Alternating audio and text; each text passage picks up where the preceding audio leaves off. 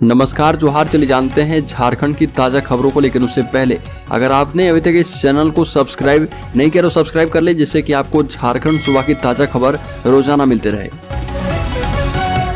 सबसे पहली और बड़ी खबर, झारखंड हाईकोर्ट में जंगल की जमीन खरीद बिक्री मामले की 16 अक्टूबर को होगी सुनवाई।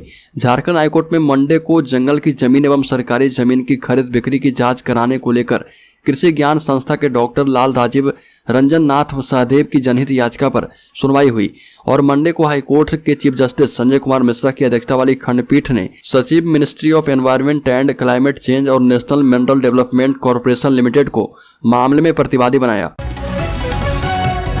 एक और बड़ी खबर की बात करें तो झारखंड सरकार ने रक्षाबंधन पर 31 अगस्त की अवकाश की घोषणा कर दी है।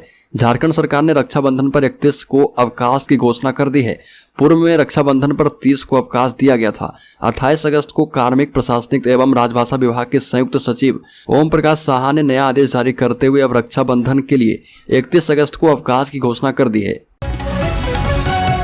बड़ी खबर, रांची में खुला झारखंड का पहला सीआईडी थाना, प्रभारी बने ब्रह्मदेव प्रसाद।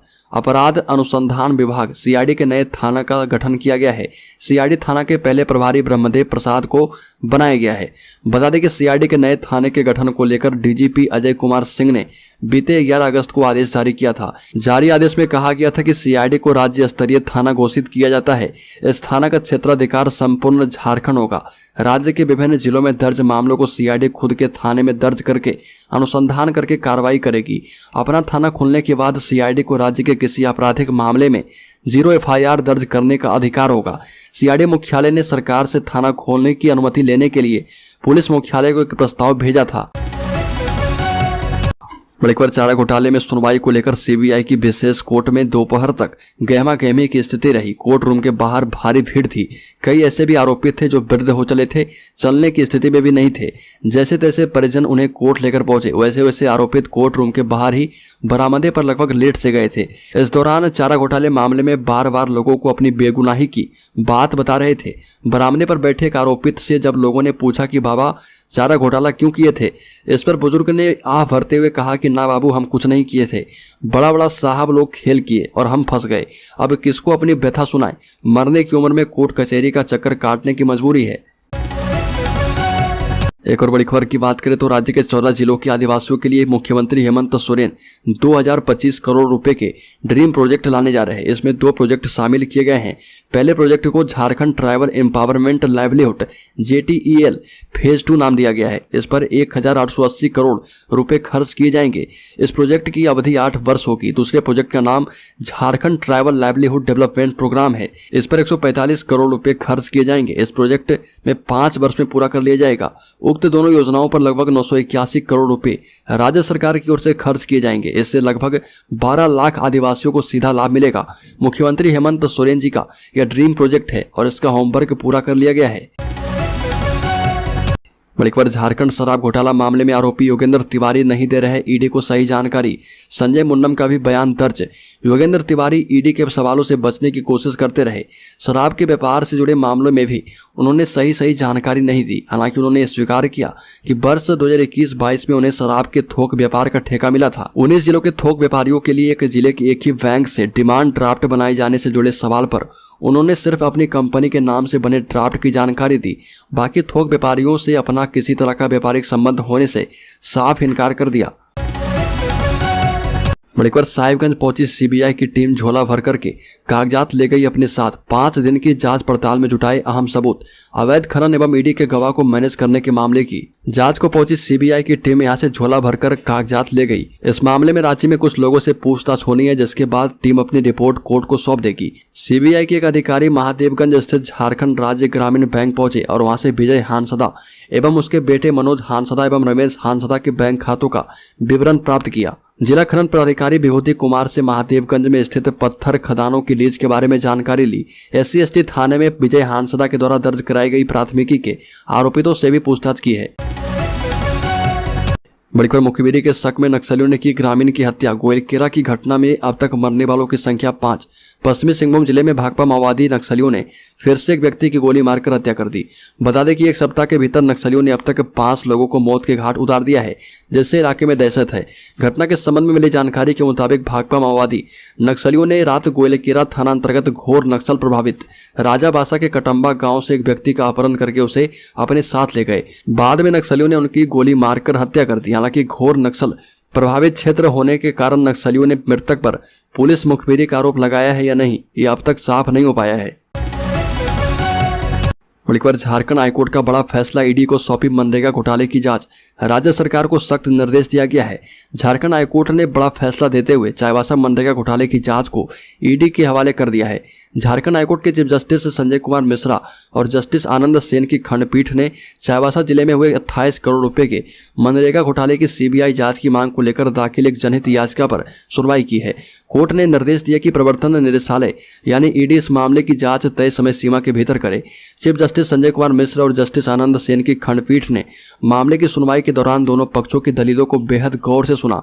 इसके बाद अपना फैसला सुनाते हुए राज्य सरकार को निर्देशित किया कि मामले में दर्ज की गई अब तक की सारी एफआईआर की कॉपी ईडी को सौंपी जाए। ईडी इस मामले की जांच 1 माह में पूरी करे और छानबीन के बाद अगले एक्शन की जानकारी 31 सितंबर तक कोर्ट को सुपुर्द कर दे। मामले की अगली सुनवाई 31 सितंबर को निर्धारित की गई है। बड़ी खबर डुमरी विधानसभा उपचुनाव झारखंड की अस्मिता से जुड़ा हुआ मामला है। दीपक प्रकाश का बड़ा बयान।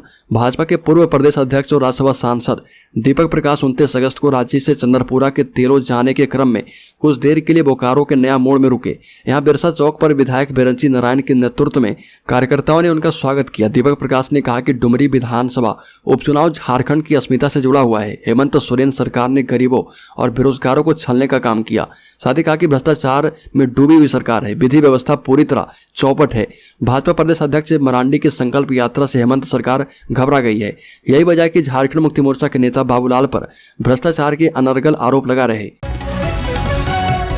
बड़ी खबर सीएम हेमंत सोरेन ने केंद्रीय कोयला मंत्री प्रहलाद जोशी को लिखा पत्र, बोले झारखंड की संस्कृति का हो सम्मान। झारखंड के मुख्यमंत्री हेमंत सोरेन ने केंद्रीय कोयला मंत्री प्रहलाद जोशी को पत्र लिखा है। इसमें उन्होंने कोयला खनन परियोजनाओं के नामकरण में झारखंड की परंपरा, संस्कृति एवं इतिहास को सम्मान दिए जाने का जिक्र किया है। साथ ही लिखा कि झारखंड की पहचान खनिज संपदा बहुल राज्य के रूप में स्थापित है। देश के विकास में इसका अहम योगदान है। खनिजों से प्राप्त राजस्व का बड़ा भाग कोयला खनिज से प्राप्त होता है। इसका लगातार दोहन किया जा रहा, लेकिन उचित सम्मान नहीं दिया जा रहा। जनभावना के खिलाफ काम करते हुए खनन परियोजना से जुड़ी कंपनियां यहाँ की संस्कृति, परंपरा और इतिहास को उचित सम्मान नहीं दे रही है। इसलिए कोयला खनन परियोजनाओं का नामकरण झारखंड के महापुरुषों एवं दर्शनीय स्थलों के अनुरूप किया जाए।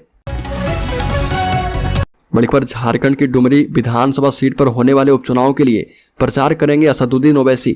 एआईएमआईएम के प्रमुख असदुद्दीन ओवैसी झारखंड पहुंचेंगे और मंगलवार को झारखंड पहुंचने वाले हैं। यहां पर डुमरी विधानसभा सीट पर होने वाले उपचुनाव में अपनी पार्टी के उम्मीदवार के लिए प्रचार करेंगे।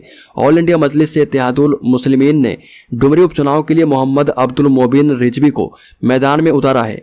हालांकि मुख्य मुकाबला सत्तारूढ़ झारखंड मुक्ति मोर्चा और भारतीय जनता पार्टी समर्थित all Jharkhand students union party के बीच माना जा रहा। पार्टी की राज्य इकाई के अध्यक्ष मोहम्मद साकिर ने पीटीआई भाषा को बताया कि ओवैसी रात करीब 8 बजे रांची पहुंचेंगे। बड़ी खबर मोबाइल ऐप के जरिए एक व्यक्ति ने लोन लिया और ये घटना पलामू जिले की है। लोन भरने को लेकर उस पर दबाव इतना बढ़ा कि उसने अपहरण की एक झूठी कहानी गढ़ ली।